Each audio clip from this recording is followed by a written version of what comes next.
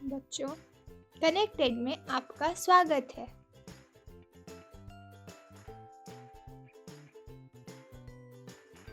बच्चों, आज हम पाठ 9 आंकड़ों का प्रबंधन पढ़ेंगे। पाठ के अंत में आप लोग आंकड़ों, चित्रालेखों, दंड आलेख के बारे में विस्तार से जान जाएंगे। तो चलिए शुरू करते हैं।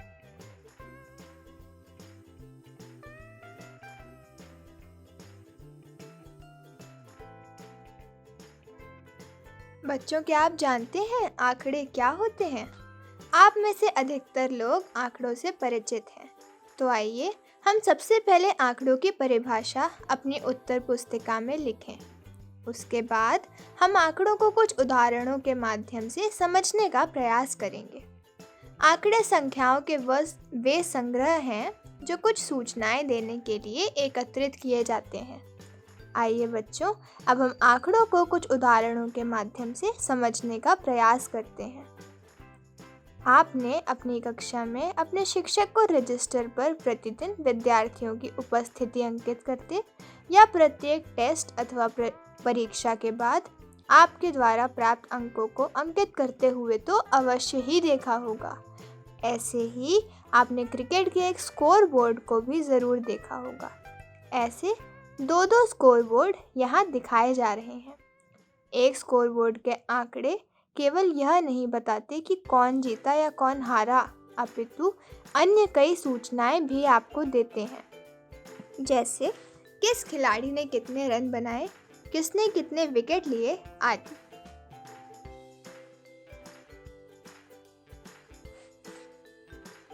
बच्चों, देखा आपने कैसे आंकड़े हमें उपयोगी सूचना सरल तरीके से प्रदान करते हैं। अब हम देखेंगे कि आंकड़ों को कैसे अलग अलग तरीकों से एकत्रित किया जा सकता है। आइए एक उदाहरण लेते हैं जिसमें किसी कक्षा के विद्यार्थी सैर पर जाने की तैयारी कर रहे हैं। शिक्षक ने विद्यार्थियों से 4 फलों केला, सेब, संतरा या अमरूद में से एक फल चुनने को कहा। उमा ने सभी बच्चों की एक सूची बनाई और सबके नाम के सामने उसकी पसंद का फल लिख दिया। यह सूची बच्चों की पसंद के अनुसार उन्हें फल देने में शिक्षक की सहायता करेगी। लेकिन अगर शिक्षक को यह पता लगाना है कि कौन से फल की कितनी आवश्यकता होगी, तो उन्हें सूची में दिए गए सभी नामों को एक एक करके पढ़कर सभी फलों की संख्या अलग अलग ज्ञात करनी होगी। इसलिए उमा ने एक एक करके केवल फलों के नाम कुछ ऐसे लिख दिए: केला, सेब, अमरूद, संतरा, सेब, केला, संतरा, अमरूद, केला, केला, सेब, केला, सेब, केला, संतरा, अमरूद, सेब, केला, अमरूद, केला। परंतु इससे भी शिक्षक का काम सरल नहीं होगा। अब भी उसे पहले की तरह फलों को एक एक करके गिनना पड़ेगा। सलमा के मस्तिष्क में आंकड़ा प्रबंधन का एक नया विचार आता है। वह फर्श पर चारों फलों के लिए 4 वर्ग बना देती है। फिर वह बच्चों से कहती है कि वह अपने पसंद के फल वाले वर्ग में एक कंकड़ रख दें। इस प्रकार सलमा तुरंत कंकड़ गिनकर बता सकती है कि प्रत्येक प्रकार के फलों की कितनी आवश्यकता है। रोनाल्ड सूचना को पेन और कागज़ की मदद से एकत्रित कर सकता है। उसे इसके लिए ना कंकड़ों की ज़रूरत है और ना ही कोई वर्ग बनाकर बच्चों से उसमें कंकड़ रखवाने की। वह प्रत्येक फल का नाम एक सूची में लिखता है और जितने बच्चों ने जिस फल को चुना उसके आगे उतने ही चिन्ह लगा देता है। वह निम्न सारणी तैयार करता है। आइए बच्चों, अब आंकड़ों के संगठन एवं प्रबंधन का एक उदाहरण देखते हैं। उदाहरण: दोपहर के भोजन योजना के लिए एक शिक्षक प्रत्येक विद्यार्थी के भोजन की रुचि जानना चाहता है। शिक्षक इस सूचना को एकत्रित करने का कार्य मारिया को देता है। मारिया इसे कागज़ और एक पेन लेकर आती है। वह भोजन की रुचियों को एक स्तंभ में लिखकर प्रत्येक विद्यार्थी की रुचि के लिए उस रुचि के सामने खड़ी लकीर अंकित करती है।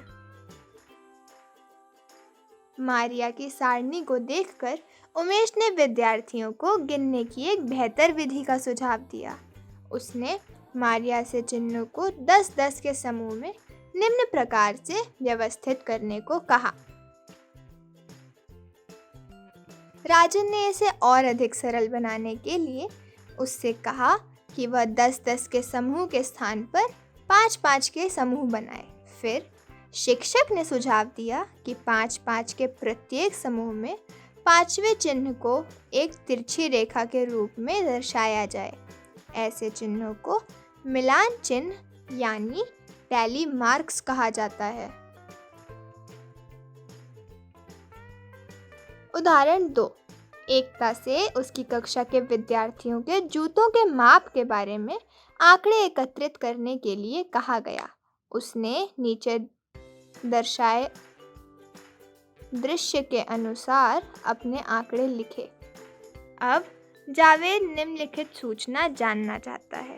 पहली, अधिकतम विद्यार्थियों द्वारा पहने जाने वाले जूते का नाप, और 2, न्यूनतम विद्यार्थियों द्वारा पहने जाने वाले जूते का नाप। इसके लिए एकता ने मिलान चिन्हों का इस्तेमाल करके एक सारणी तैयार की।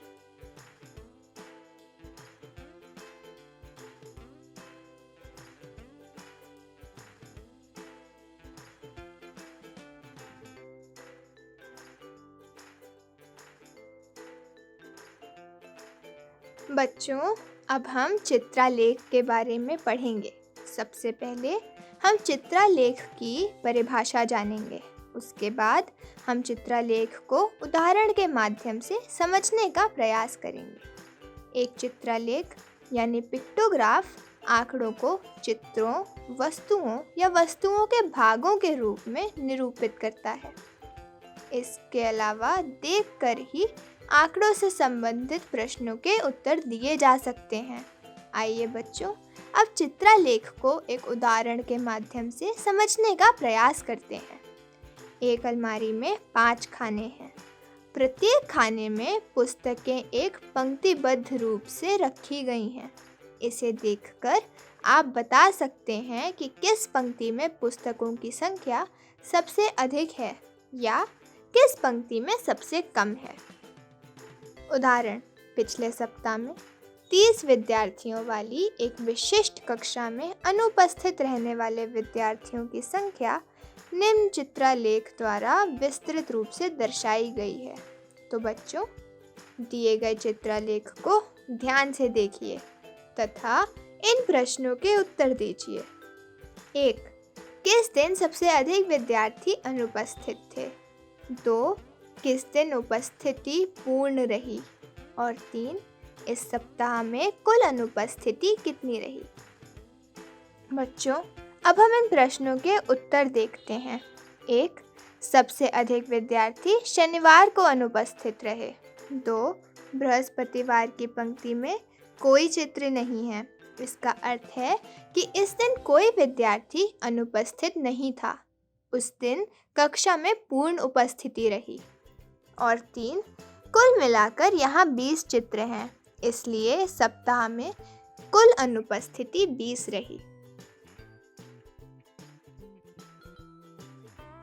उदाहरण, किसी मोहल्ले के व्यक्तियों द्वारा पसंद किए जाने वाले फूलों के रंगों की सूचना निम्न चित्रालेख द्वारा दर्शाई गई है।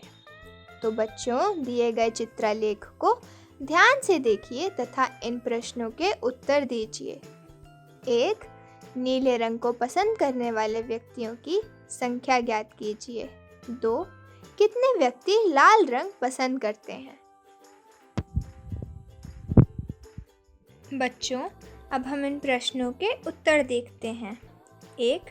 नीला रंग पसंद करने वाले 50 व्यक्ति हैं। यहाँ एक फूल चित्र मतलब 10 व्यक्ति, इसलिए ऐसे 5 चित्र 5 गुणा 10 व्यक्ति दर्शाते हैं। 2. लाल रंग पसंद करने वाले व्यक्तियों की संख्या 55 है। 5 पूरे चित्रों के लिए हमें 5 गुणा 10 यानी 50 व्यक्ति गिनने हैं।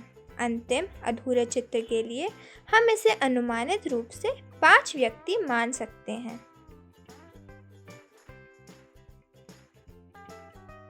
उदाहरण, किसी स्कूल के एक सर्वेक्षण द्वारा यह पता लगाया गया कि प्रतिदिन स्कूल आने के लिए विद्यार्थी यातायात के किस साधन का प्रयोग करते हैं। कक्षा 6 के 30 विद्यार्थियों से साक्षात्कार किया गया और प्राप्त आंकड़ों को एक चित्रालेख के रूप में निम्न प्रकार प्रदर्शित किया गया। इस चित्रालेख से हम निष्कर्ष निकाल सकते हैं कि निजी कार से आने वाले विद्यार्थियों की संख्या 4 है। अधिकतम विद्यार्थी स्कूल बस से स्कूल आते हैं। साइकिल का प्रयोग केवल 3 विद्यार्थी ही करते हैं। बच्चों, चित्रलेखों को खींचना बहुत रोचक है, परंतु कभी कभी कोई संकेत इकाइयों के गुणज के रूप में भी प्रयोग हो सकते हैं तथा इसे खींचने में कठिनाई भी हो सकती है। इनके स्थान पर हम सरल संकेतों का उपयोग कर सकते हैं, जिसके कारण हमारा कार्य आसान हो जाएगा। आइए एक उदाहरण लेते हैं। किसी सप्ताह में एक कक्षा के 30 विद्यार्थियों की उपस्थिति निम्नलिखित है। इसे एक चित्रलेख द्वारा निरूपित कीजिए। पहले हमने जो उदाहरण देखा, वैसे चित्रों को तोड़ना सदैव संभव नहीं होता है। ऐसी स्थितियों में हम क्या करें?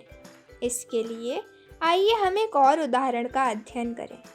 उदाहरण: किसी वर्ष के प्रथम 4 महीनों में किसी विश्राम गृह के लिए खरीदे गए बिजली के बल्बों की संख्या निम्नलिखित है। उपरोक्त को एक चित्रलेख द्वारा निरूपित कीजिए। यहाँ जनवरी और मार्च के लिए चित्र बनाना कठिन है, परंतु 26 और 34 को चित्र द्वारा निरूपित करना सरल नहीं। हम निकटतम 5 तक 26 को 25 और 34 को 35 ले सकते हैं। फिर हम फरवरी के लिए 2.5 बल्ब और अप्रैल के लिए 3.5 बल्ब दर्शा सकते हैं।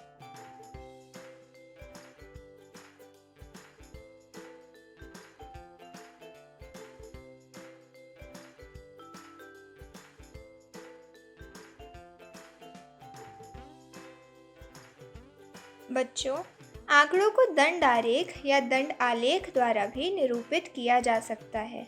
एक समान चौड़ाई के क्षैतिज और ऊर्ध्वाधर दंड खींचे जा सकते हैं, जिनके बीच समान दूरी रखी जाती है। इस प्रकार खींचे गए प्रत्येक दंड की लंबाई दी हुई संख्या को निरूपित करती है। आइए इसे एक उदाहरण के माध्यम से समझते हैं।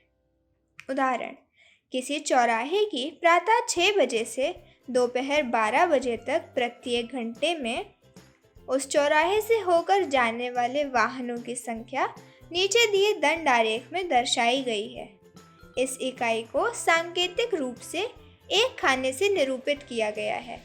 पैमाना है 1 इकाई मात्रक लंबाई 100 वाहन के बराबर, अर्थात 1 इकाई लंबाई का मतलब है 100 वाहन। इस प्रकार आप देख सकते हैं कि कौन सा घंटा सबसे अधिक व्यस्त रहा।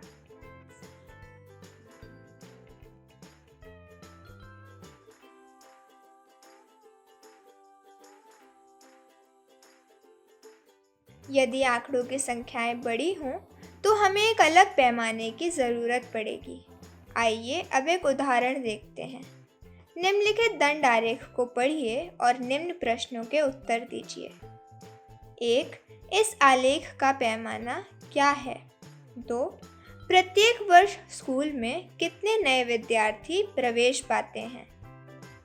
बच्चों, अब हम इन प्रश्नों के उत्तर देखते हैं। 1.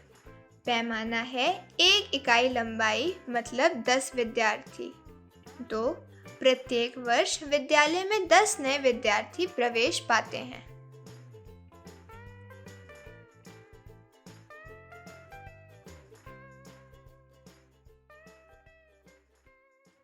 बच्चों, आइए अब हम देखते हैं कि दंड आरेख को कैसे खींचा जाता है।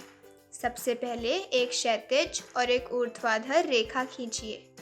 एक वस्तु क्षैतिज रेखा पर और एक वस्तु ऊर्ध्वाधर रेखा पर निरूपित कीजिए। अब एक पैमाना चुनिए और संख्याओं को आरेख पर निरूपित कीजिए। तो बच्चों, इसी के साथ यह पाठ समाप्त हुआ। अब इन प्रश्नों को आप हल करने का प्रयास कीजिए। प्रश्न 1: आंकड़ों को पिक्टोग्राफ अथवा चित्रलेख द्वारा प्रदर्शित कीजिए। प्रश्न 2, दंड आलेख बनाइए।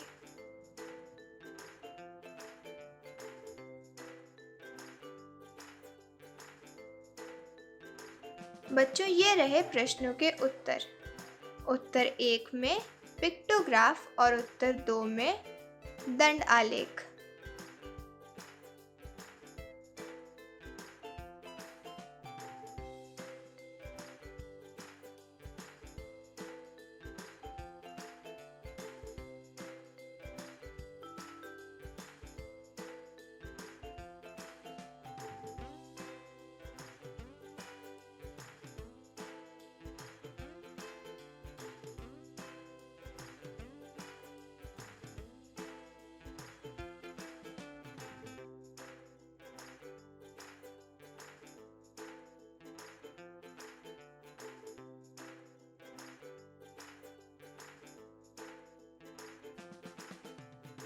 ये था आज का पाठ। आशा करती हूँ आपको पसंद आया होगा।